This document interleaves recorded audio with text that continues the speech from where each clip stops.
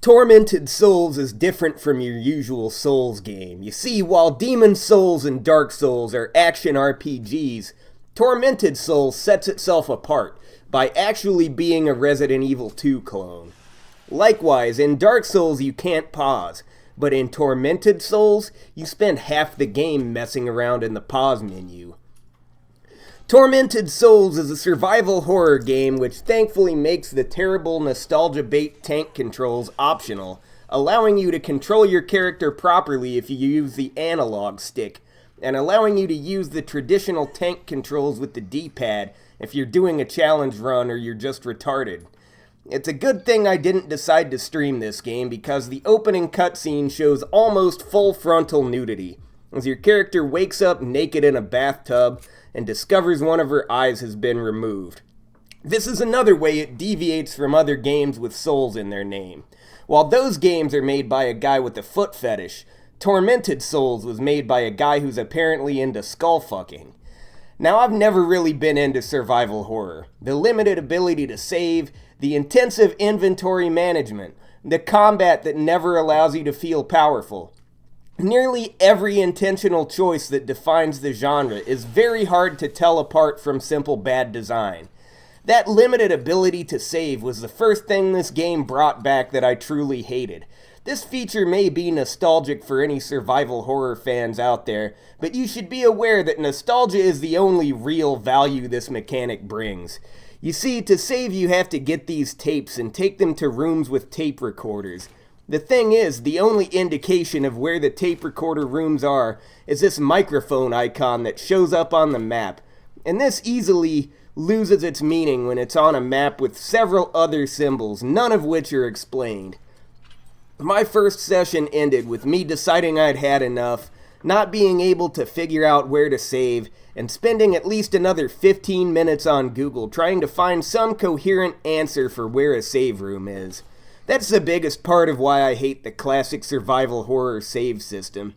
Sometimes I'm just done, and I don't have the time or energy to figure out where the next save is. And forcing me to figure it out anyway is just gonna trigger the same screaming, eye-bulging anger as waking me up in the middle of the night. Once you're grown up, you can't always block off enough time to play a game until whenever it decides to allow you to save. Not only that, but it's up there with permadeath or Dark Souls 1's curse mechanic when it comes to cheap and anti-fun ways to create tension. Anytime you're purposely making things unfun to punish the player, the tension you're creating is cheap. In Tormented Souls, you're in a hospital and fight cripples with knives for hands or some shit like that. There's also this weird mirror world, and standing in the dark kills you. Fuck if I know. You start off as Caroline, a dainty little coquette girl who gets a strange letter from an unknown person at an old hospital. As any sane woman would do, she puts on her shortest dress and goes to check out this shady unknown place, alone and completely unarmed. This is immediately followed by the aforementioned scene of her waking up naked with one of her eyes removed, and is where the game starts. The first thing you're gonna want to do is to turn the generator back on, because standing in the dark for too long kills you unless you have the lighter equipped. This was where I was especially glad the game has a proper pause function when you're in menus, because when I was first getting used to the game's mechanics, I thought that I had to equip the crowbar in order to use it to pry a door open. As soon as the lighter was unequipped, the game made it very clear I was about to die if I didn't get a light source out again. This is one of those things where if time had kept passing while I was in the menu and I had died because of it, I would have absolutely blamed the game and rage quit forever. With all the talk I've done of cheap ways to create tension, thankfully they passed up on an opportunity to create it here. Despite my general disrespect for survival horror as a genre, in fact, the only reason I even gave this game a chance was because one of my subscribers gifted it to me, I can see the appeal in this game. The exploration is rewarding, the puzzles make sense, and the combat, while not exactly satisfying, isn't desk-punchingly frustrating either. As you solve more puzzles and the world opens up to you more and more, there really is a sense of satisfaction. I haven't gotten far enough in the game to know whether the story expands on and resolves the bizarre mysteries in the beginning, or whether it just leaves things vague and incoherent. But the story so far does provide a motivation to keep going and learn more about what's going on. At least at the moment, I have some faith that the game will resolve its story in a satisfying way and not end on an incoherent anticlimax. It seems competently made enough that I can't imagine it leaving any giant plot holes.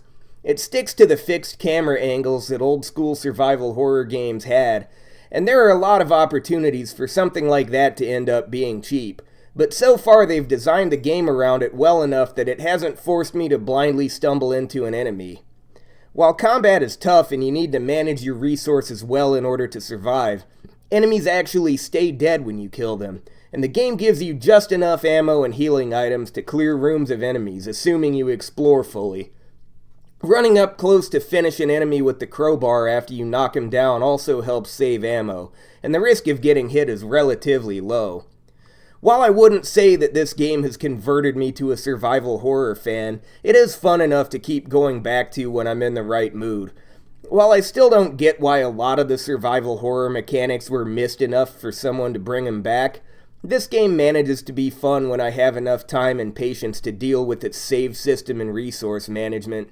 There are some old-fashioned mechanics in other games that are total deal breakers, like turn-based combat, where I've just given it chance after chance to prove that it can be palatable in the right game, and just been unable to make it fun. I was worried that this was how the classic survival horror tension-building tricks might be, but it turns out that in the right game they can be worth enduring. I haven't played a survival horror game since I was a kid, and even then it was limited to an occasional weekend rental. To me, this feels like a proper introduction to the genre, and at least moves the genre up off my bottom tier of game types. Alright, that's all for this review. Stay stinky, Scatman.